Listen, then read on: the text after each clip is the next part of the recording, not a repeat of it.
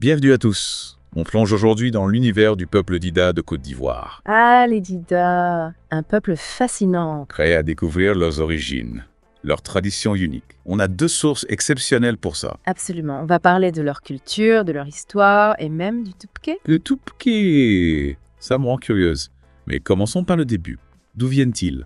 Figurez-vous que leurs origines remontent à la vallée du Nil en Éthiopie. Incroyable. Un long voyage jusqu'en Côte d'Ivoire. Oui, ils sont arrivés sur les côtes vers Fresco et Sassandra autour du Xe siècle. Attirés par la pêche. Exactement. Mais plus tard, ils sont aventurés dans les forêts. Chercher de nouvelles terres. Sans doute. Comme les Bété, avec qui ils partagent un ancêtre commun, les Magoué. La forêt offrait de nouvelles opportunités.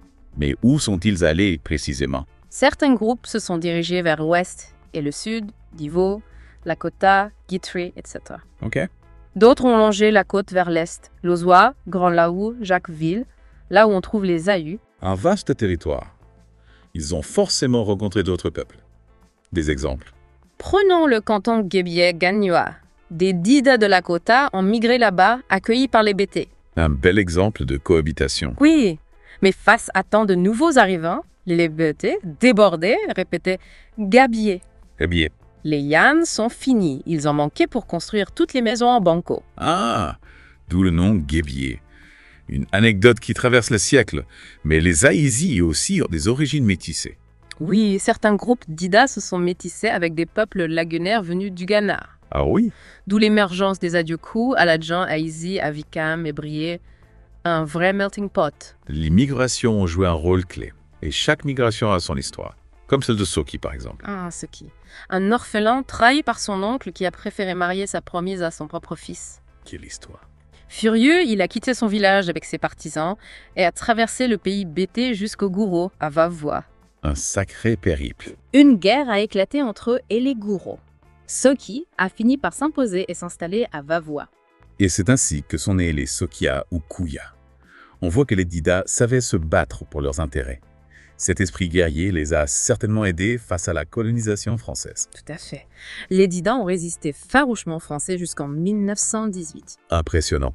Mais comment ont-ils géré l'arrivée de l'économie de marché après la guerre? Ils se sont adaptés. Comme beaucoup, l'agriculture commerciale a remplacé l'agriculture vivrière. Une période de grands changements. Ont-ils réussi à préserver leur culture? Heureusement, oui, ils sont très attachés à leur patrimoine. Parfait. Parlons-en justement. Qu'est-ce qui caractérise la culture Dida? Il y a tant à dire. Le Djaka Festival, un événement annuel qui célèbre leurs arts et leur culture. Musique, danse, partage, j'imagine. Exactement. Et en parlant de danse, il y a l'Aloukou, une danse masculine. L'Alokou Oui, avec un pagne attaché à la taille, des mouvements rythmés, plein d'énergie. et l'Agbanigna, cette danse sous la lune. Ah oui, à l'origine, pour les récoltes. Aujourd'hui, surtout après les matchs de foot inter-village. On sent la joie de vivre et l'esprit de communauté. Y a-t-il d'autres éléments qui symbolisent leur culture? Le gubako, par exemple. Cette hotte traditionnelle que les femmes portent au chant. Un symbole fort de travail et de persévérance. À Divo, une statue d'une femme portant un gubako rend hommage au peuple Dida. Magnifique! Et pour les vêtements, des tenues spécifiques. Le Nigbeli Loki, le pagne en raffia, et le kodé en écorce d'arbre contre les épines et le foie. Ingénieux. Mais avant de passer à autre chose, revenons au Toupké. C'est un pacte de paix, c'est ça? Oui, né de leurs interactions lors des chasses. Les Opadjilé, ces guerriers chasseurs, parcouraient de longues distances. Ils croisaient d'autres groupes, ce qui pouvait créer des conflits. Exactement. Le Toupké scellait la paix, assurant la sécurité de tous. Une idée géniale. On sait avec qui ils ont conclu ces pactes.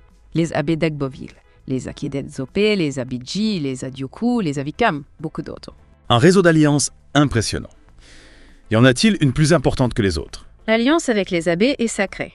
Un pacte ancestral qui les lie profondément. Une belle illustration de solidarité, mais parlons des coutumes. Comment célèbrent-ils les naissances, les mariages, les décès? Chaque événement a ses rituels. Une naissance, c'est une bénédiction. Le nom de l'enfant est choisi avec soin. L'importance des ancêtres. Et pour les mariages? Tout un processus. On désigne le conjoint, un intermédiaire présente le prétendant et offre un cadeau. Ok. On vérifie sa réputation. S'il est digne de confiance, on procède à la dot et au mariage. Un processus complexe qui souligne l'importance de l'union des familles. Et pour les décès? 3 étapes, le constat, l'annonce, puis le louputété. Le Lubutété. Un conseil de famille qui règle les affaires du défunt. L'objectif est de libérer son âme. Je vois. Et bien sûr, le repas mortuaire, le dernier repas du défunt. Chaque étape est ritualisée, la communauté est impliquée, et leurs croyances. Que se passe-t-il après la mort? La mort n'est pas une fin, mais un passage dans le monde des esprits. Le défunt devient un serviteur, un notable de Dieu. D'où l'importance du dernier repas. C'est une vision spirituelle de la mort. Et les fétiches. Il sert de lien entre les deux mondes. Les Didas se tournent vers leurs ancêtres, plus accessibles que Dieu. L'arrivée des missionnaires a dû impacter leurs croyances. Oui, la conversion au christianisme s'est imposée, mais des rites persistent. Un syncrétisme religieux. Fascinant. Passé et présent s'entremêlent. Un peuple riche et complexe. Mais on n'est qu'au début de notre exploration. Il existe une autre version de leur histoire. Restez avec nous.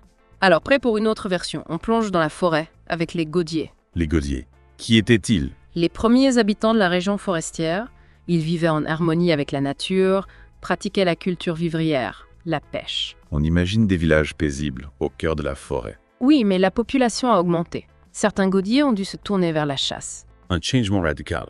La forêt leur offrait de nouvelles ressources. Mais cette transition s'est-elle faite sans air? Difficile à dire. On sait qu'un groupe de chasseurs, guidés par des sages, a exploré la forêt. Une véritable expédition. En arrivant dans une vallée pleine d'éléphants, les sages ont crié « Adidanu Lokoda ». Lokoda. Installons-nous ici, il y a des éléphants. C'est l'origine du nom Lakota. Incroyable! Leur camp est devenu le berceau du peuple Dida. Et le nom Dida viendrait de Adidanu. L'histoire, la langue, la géographie. Tout est lié. Ces Didas, descendants des Gaudiers, étaient-ils aussi pacifiques? Les Didas sont connus pour leur pacifisme et leur diplomatie.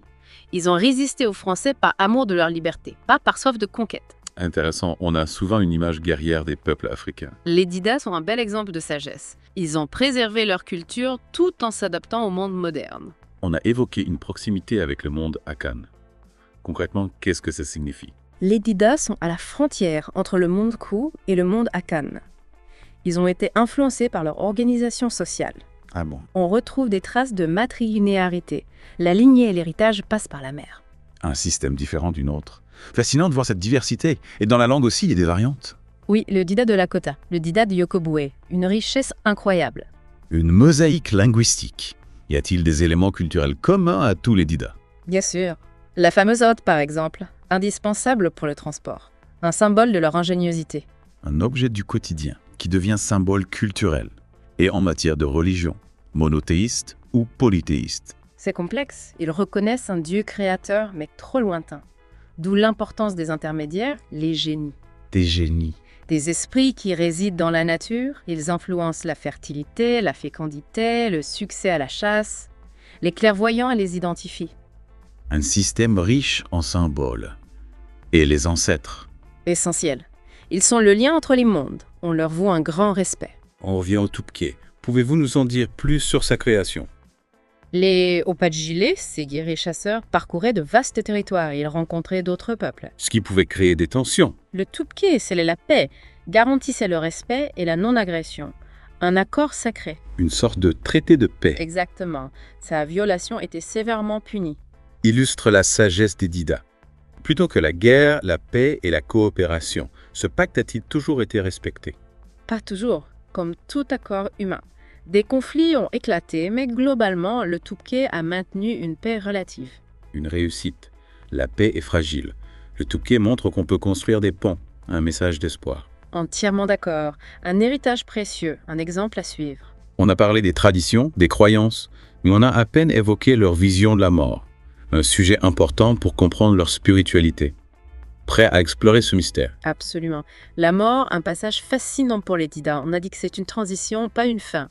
Mais comment la vivent-ils? Quel rôle jouent les ancêtres? Oui, parlons-en, parlons-en. On sait qu'ils les respectent, mais concrètement, comment se manifeste cette relation avec le monde des esprits? Le défunt devient un esprit. Il rejoint les ancêtres et peut influencer le monde des vivants. Toujours présent, sur un autre plan.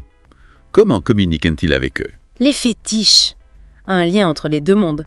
Prière, offrande. On comprend l'importance des rituels. Accompagner le défunt, assurer une transition harmonieuse. Exactement. Le repas mortuaire, dernier repas offert, symbolique.